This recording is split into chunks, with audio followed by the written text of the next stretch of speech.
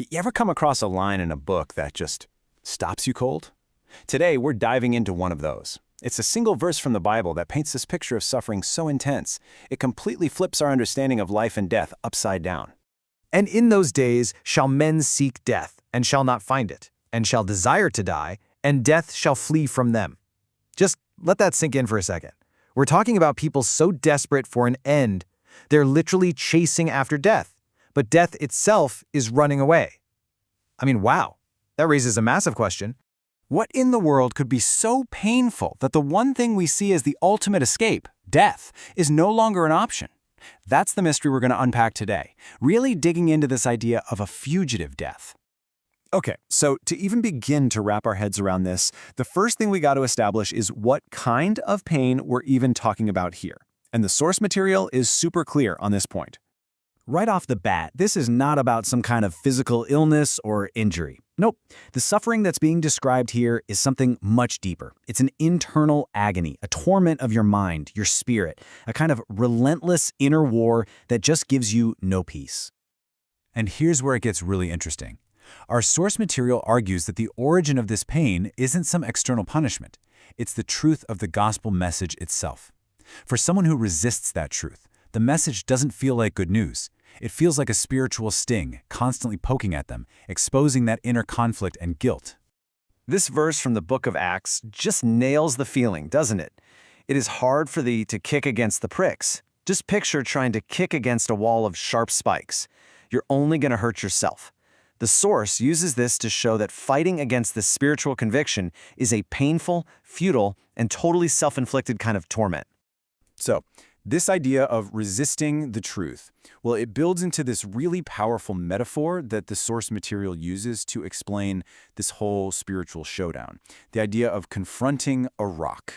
So what is this rock? According to the source, that unmovable, unavoidable rock is Jesus. He represents this absolute truth that sooner or later, every single person has to deal with. And you know how you deal with it?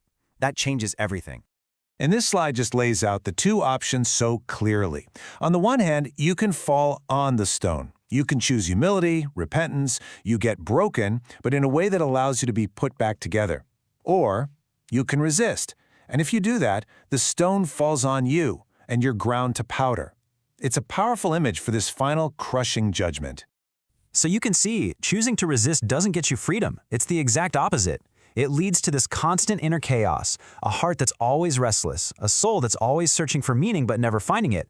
You're just trapped in your own anguish. Okay, so we've been talking about this on a really personal, internal level.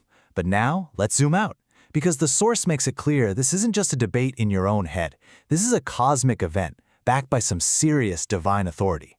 This quote is absolutely foundational to the whole idea. The source points to this to say, look, Jesus holds the ultimate power. We're talking about the actual keys to death and the afterlife. This means he has total authority over the very escape these people are so desperately looking for. So, the source lays out this chain of command, you could say. First, Jesus conquers death itself. Then he takes the keys, which symbolizes his complete control. But this next part is so critical. He then empowers his followers, giving them the authority to carry his message out into the world. And that brings us right back to the torment we started with. That very message, when it's carried by believers, acts like a scorpion's sting to anyone who isn't sealed. Basically, anyone who hasn't accepted this truth. It's not a physical thing, it's a spiritual conviction that just pierces their conscience and leaves them in total turmoil. Okay, so we've looked at the pain, we've looked at the power behind it. Now we can finally put all the pieces together and answer our big question from the beginning. It turns out the whole search for death is based on one giant misunderstanding. And this is the real heart of the whole interpretation. Those people aren't actually seeking nothingness. What they're really seeking is an end to their suffering. That desire to die is just a desperate, agonizing scream for rest and peace from that spiritual torment. And there it is. That's the answer to our mystery. Death flees because it's the wrong solution to the problem. According to our source, physical death can't fix a spiritual crisis. The true peace they're searching for is impossible to find because it only exists in the very thing they are resisting, salvation. So the source isn't offering death as an escape. Instead, it points to this promise from Jesus. It's not about an escape from life, but an entrance into true life.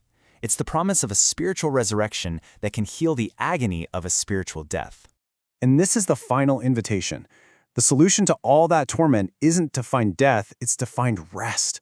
The source concludes that the ultimate answer to that soul's desperate search is found not in running away, but in an embrace, accepting this offer of rest. So, all this leaves us with one last thought, doesn't it? The verse describes this horrible torment that comes from resisting, but the solution is offered as a simple, free invitation. It really makes you wonder, if the way out of that much suffering is an open door, why is it so hard for so many people to just walk through it?